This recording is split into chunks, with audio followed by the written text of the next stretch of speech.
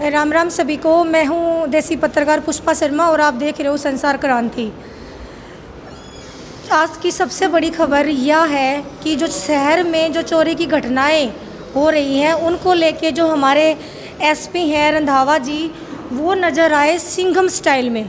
उन्होंने वीरवार को जो हमारे थाना प्रभारी हैं, जो चौकी अधिकारी हैं, उनकी मीटिंग ली और उनको कड़ी फटकार लगाते हुए बोला कि काम करने वाले को तवज्जो दी जाएगी, अधिकारी अपनी कुर्सी छोड़ें और सड़कों पे निकलें।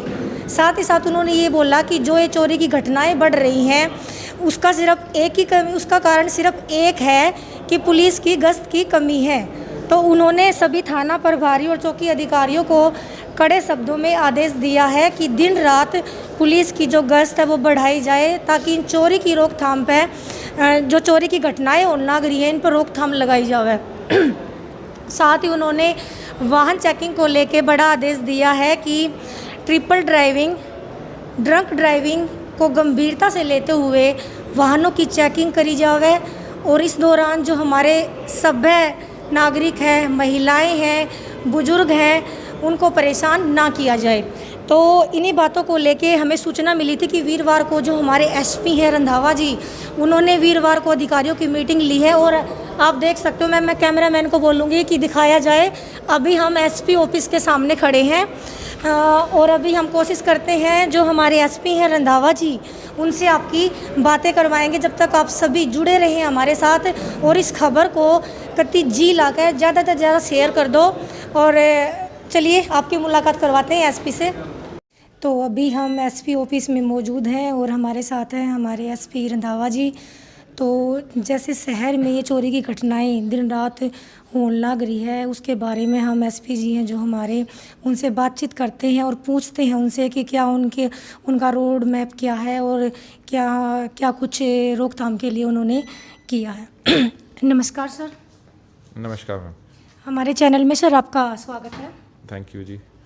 सर मेरा पहला सवाल आपसे ये रहेगा कि अब तक जहाँ भी आपकी ड्यूटी रही है सर, जो आपकी कार्य करने का जो आपकी जो कार्यकारिणी नीति है वो एक सिंघम स्टाइल के रूप में जानी जाती है, लेकिन सर सोनीपत में जो ये चोरी की घटनाएं दिन रात हो रही हैं और रुकने का नाम नहीं ले रही हैं, तो इस बारे में सर आप क्या कहना चाहेंगे, कहाँ चूक है?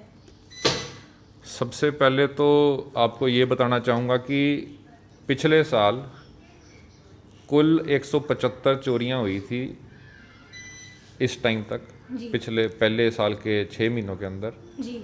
और इस बार सिर्फ 135 चोरियां हुई हैं, तो लगभग हमारी 20% चोरियां पिछले साल से कम हुई हैं जी। और दूसरी बड़ी बात ये है कि जितनी चोरियां हुई हैं उसमें हमारी लगभग 55% चोरियां हमने ट्रेस की हैं, वर्कआउट की हैं, जो कि काफ़ी अच्छी फिगर मतलब पुलिस पॉइंट ऑफ व्यू से मानी जाती है जी। तो कुछ अभी पिछले दिनों के अंदर कुछ छोटी मोटी ताले तोड़ के कुछ शरारती युवकों द्वारा कुछ घटनाओं को अंजाम दिया गया, उसका हमने संज्ञान लिया। उसके लिए हमने स्पेशल कुछ पेट्रोलिंग प्लान्स और नाकाबंदी ड्यूटीज़ हमने बनाई हैं। तो हमें पूरी उम्मीद है कि ये जो छोट-छोट घटनाएं कुछ जो लगता है कि जिस तरीके से वो की जा रही हैं, किसी ड्रग एडिक्ट्स वगैरह की जा रही हैं, तो उसके ऊपर भी हम लगाम लगाने में इजीली कामयाब होंगे जी। सर एक सवाल मेरा आपसे ये है, वैसे तो हम अतिक्रमण के पक्ष में नहीं है, लेकिन लॉकडाउन ने जहाँ एक तरफ सर ये जो व्यापारी वर्ग है उनकी कमर तोड़ रखी है, दुकानें काफ़ी टाइम से बंद थी, अब दुकानें खुली हैं, तो सर एक तरफ से ये जो ज्वाइंट ऑपरेशन चलता है हमारा नगर निगम है और जो पुलिस प्रशासन है, इनके द्वारा सामान उठा लिया जाता है। दूसरा जो रही सही कसर है वो चोर चोरी करके पूरी कर देते हैं। तो क्या जो हमारा व्यापारी वर्ग है कंगाल होने की स्थिति पे नहीं है सर, क्या कहना चाहेंगे आप इस बारे में? देखिए, हमारे देश के अंदर हर एक को फंडामेंटल राइट्स हैं, अधिकार हैं, लेकिन अधिकार जो है वो एब्सोल्यूट नहीं है, वो रिलेटिव है। आपका अधिकार उतना ही है कि किसी और के अधिकार का वो खनन ना करे। तो हमारे जो व्यापारी कुछ भाई हैं वो सड़क के ऊपर लगभग 10-10 फीट तक कब्जे कर लेते हैं, अपने आगे रेडियां लगवाते हैं और सिर्फ अपने कुछ 2-4 % एक्स्ट्रा इनकम के लिए वो करते हैं ऐसे, जी जो कि बिल्कुल गलत है, जिसके कारण एक्सीडेंट होते हैं, किसी की जान जाती है, जिसके कारण जाम लगते हैं, पूरी पब्लिक को इनकन्वीनियंस होती है।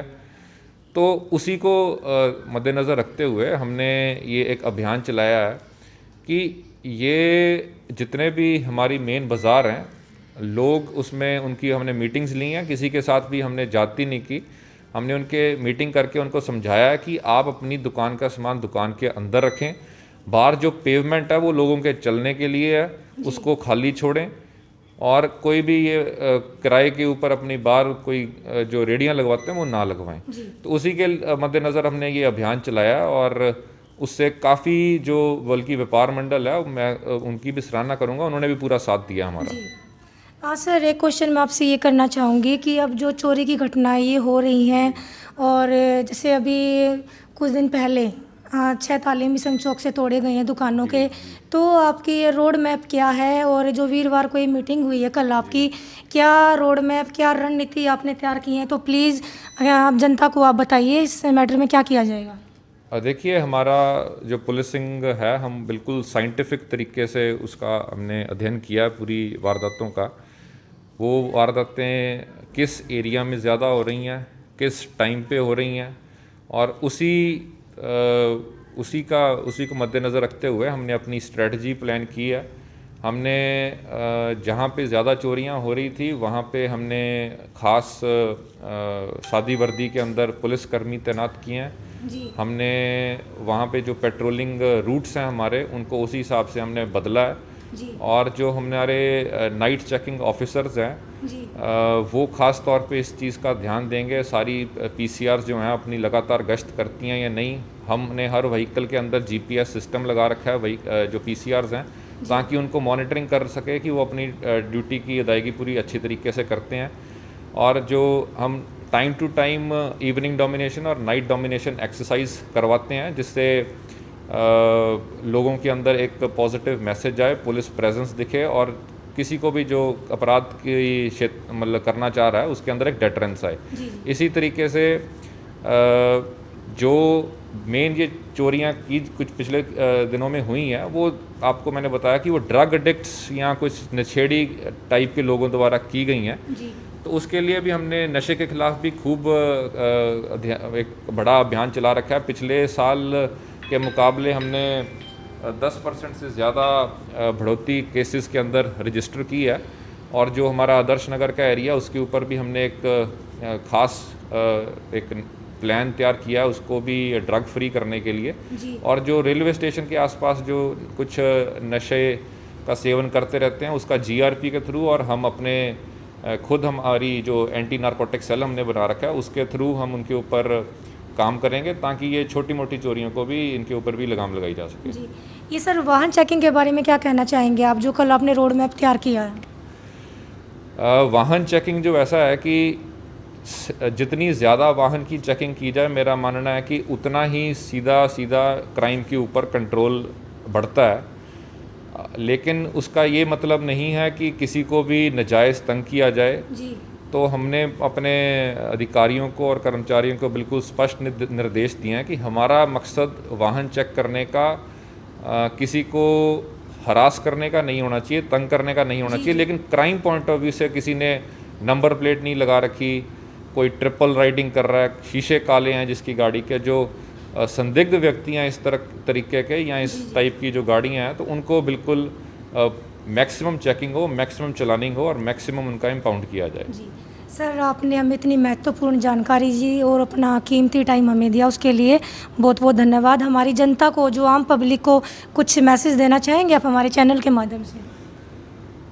देखिए, इस टाइम ये जो महामारी का टाइम चल रहा है, तो अभी हम दूसरी जो वेव थी उससे जस्ट अभी बाहर ही आए हैं, और लोग अभी भी लोग सब कुछ, जैसे लॉकडाउन खुल गया तो उसके बाद लोगों ने फिर से मास्क अपने उतार दिए हैं, सोशल डिस्टेंसिंग का पालन नहीं कर रहे।